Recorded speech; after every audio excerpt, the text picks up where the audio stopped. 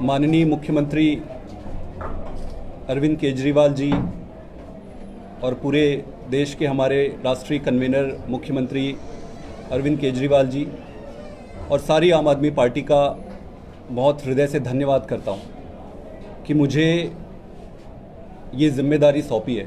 मुझे गुजरात का प्रभारी बनाया गया है।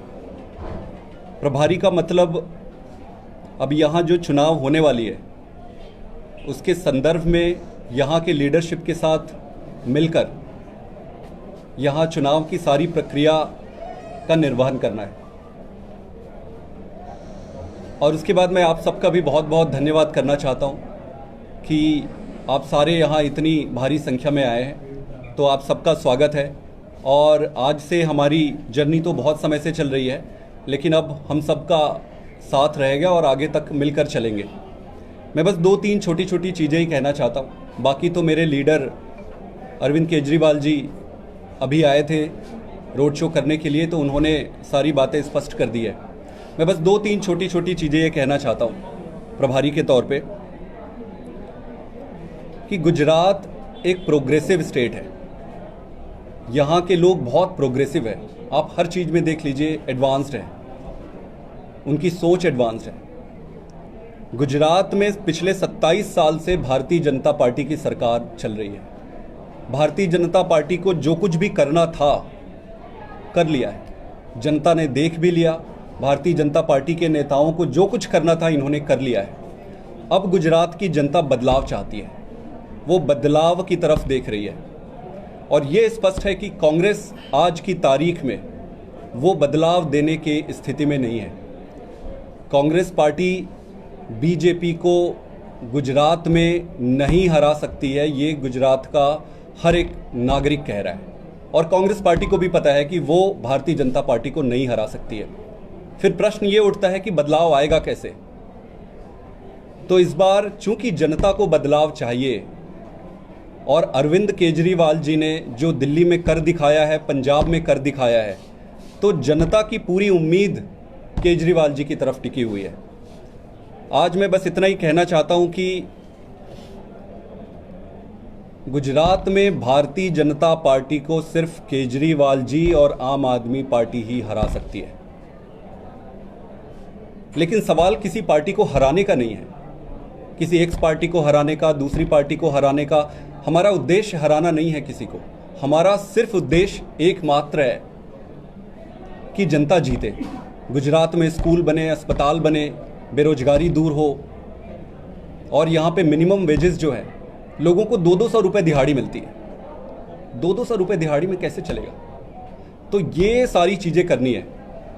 तो कहने का मतलब ये है कि किसी पार्टी को हराना उद्देश्य नहीं है, जनता को जिताना उद्देश्य है। और उसका माध्यम अरविंद केजरीवाल जी बनने वाले हैं। और मैं ये भी स्पष्ट कर देना चाहता हूँ कि हम दूसरे नंबर और तीसरे नंबर आने के लिए चुनाव नहीं लड़ने वाले हैं। गुजरात में हम सीधे सीधे नंबर 1 के लिए चुनाव लड़ेंगे, और ये जनता तय करेगी आने वाले समय में। अभी यहाँ की सरकार की इंटेलिजेंस है, इंटेलिजेंस जो एजेंसी है, उसकी एक रिपोर्ट आई है, हमें पता चला है। तो इनके इंटरनल इंटेलिजेंस के हिसाब से ये हमें लगभग 55 सीटें दे रहे हैं। आम आदमी पार्टी को 55 सीटें, भारतीय जनता पार्टी की खुद की इंटरनल रिपोर्ट्स हैं, इंटेलिजेंस रिपोर्ट है यहाँ की सरकार की, वो 55 सीटें दे रही है।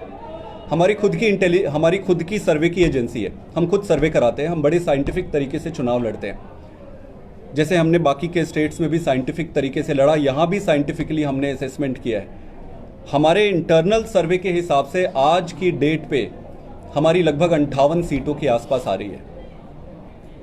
ये तो रही सीटों की बात, लेकिन मैं आपको ये भी बताता हूँ कि वोट कहाँ से आ रही है।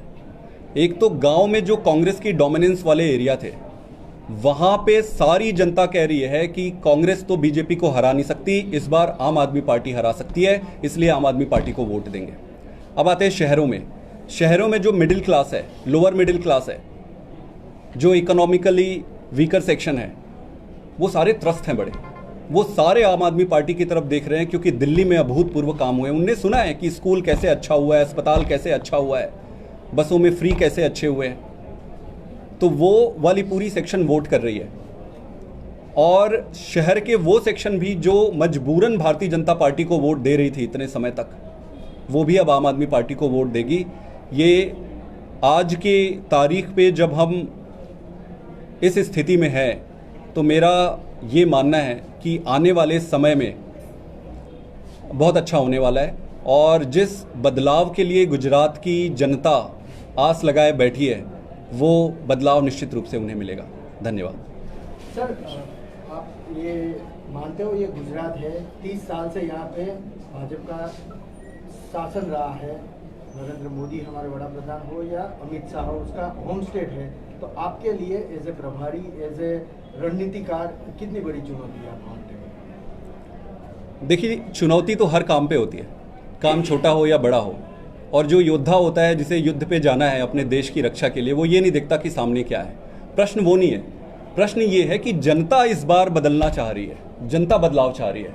तो जहाँ जहाँ जनता बदलाव चाहती है, जहाँ जनता चाहती है कि आम आदमी पार्टी आए, अरविंद केजरीवाल जी आए, हम वहाँ जाते हैं और काम करते हैं। बाकी ये जनता के हाथ पे, जनता जिताएगी, जनता लड़ाएगी। पूरी की पूरी 182 सीटें जो यहाँ पे है, वो पूरी की पूरी आम आदमी पार्टी लड़ेगी या फिर सर्वे करके ये चेक करेगी कि पूरी लड़नी है या फिर कुछ सीटें छोड़ देनी है? किसी के साथ टाइप हो सकता है, जैसे बीटीपी जो अरविंद केजरीवाल से मिले थे, छोटू वसावा, या फिर और कोई दल जो यहाँ पे स्थानिक हो? हम पूरी की पूरी सीट पे लड़ेंगे, सारी सीटों पे सारी पूरी ताकत से लड़ेंगे। किसी के साथ अभी टाई अप का एज सच कोई मुद्दा ही नहीं है। अकेले लड़ रहे हैं, अकेले लड़ेंगे। बदलाव जो जनता चाहती है वो बदलाव के लिए काम करेंगे। सर, कुछ कांग्रेस के नेता भी जैसे अरविंद जी से मिलने आए थे, तो क्या लगता है कि और भी कुछ कांग्रेस के नेता और बीजेपी के लोग अगर आपके पार्टी में जुड़ना चाहेंगे तो आपको जोड़ रहे हैं? आपके कितने टच में है आपके साथ? देखिए, पिछले बहुत समय से बहुत सारे लीडर हमारे नेता से मिल रहे हैं, हमारे पार्टी के लोगों से मिल रहे हैं। मिलने जुलने में कोई नुकसान नहीं है। वो तो स्पष्ट ही है कि सारे अच्छे लोगों को इकट्ठा होना पड़ेगा। सारी पार्टियों में जो अच्छे लोग हैं, जो स्कूल के लिए काम करना चाहते हैं, उनका स्वागत है आम आदमी पार्टी में। जो अस्पताल बनाने के लिए काम करना चाहते हैं, उनका स्वागत है आम आदमी पार्टी में।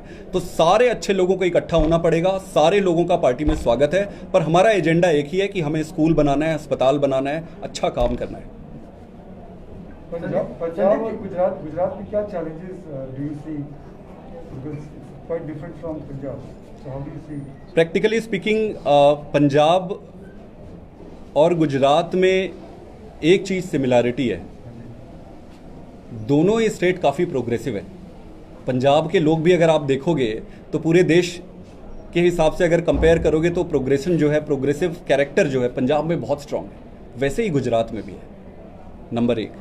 नंबर दो, दोनों ही स्टेट्स में जनता पुरानी सरकारों से बुरी तरह दुखी थी, चूस लिया था जनता को दोनों स्टेट्स में।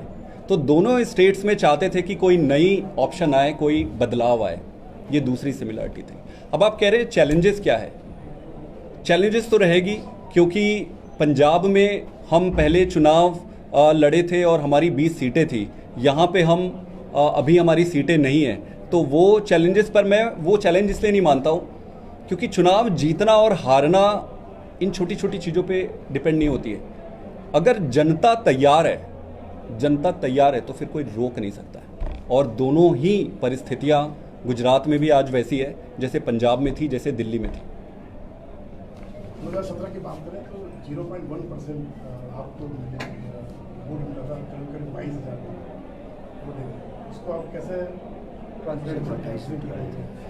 कोई बात नहीं, जनता का जब आशीर्वाद होगा हम तब काम करेंगे। जनता ने हमें तब उतना आशीर्वाद दिया था सिर माथे पे, आज हम फिर से आशीर्वाद के लिए जाएंगे। और मुझे उम्मीद है कि करंट सिचुएशन और सिनारियो में बहुत कुछ बदलने वाला है और बहुत कुछ बदलने वाला है। ठीक है।